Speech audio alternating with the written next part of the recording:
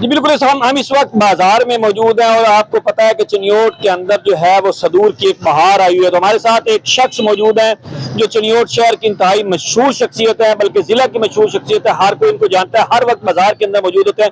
وہ کہتے ہیں کہ تاجروں کے مسائل مجھ سے بڑھ کے کون اٹھا سکتا ہے، اس لیے جو ہے وہ صدارت کا جو امیدوار میں ہوں، میرے مقابلے پہ کوئی بھی صدر ہے، اور انہوں نے اپنا منشور بھی پیش کیا۔ ہمارے ساتھ موجود ہے کنگ ہاشم۔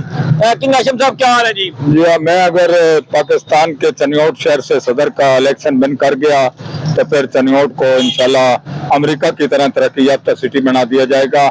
پہلے بھی میں نے اسلامیہ کالج کا کام کرایا ہے۔ اسلامیہ کالج کا گراؤنڈ بالکل زیرو تھا، آج وہ دنیا کا نمبر 1 گراؤنڈ بن گیا۔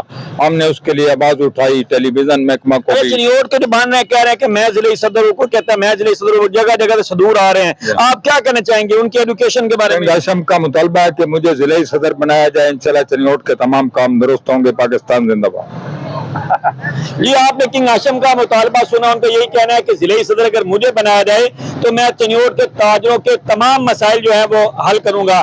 ایک آپ کے پاس نئے ضلعی صدر کے لیے ایک نیا چانس بھی آ چکا ہے چنیوٹ کے تاجروں کے لیے، تو میں ضرور کروں گا کہ کنگ ہاشم کو بھی ایک دفعہ آزما کے دیکھ لیں، باقی سب کو تو آپ نے آزمایا ہوا ہے۔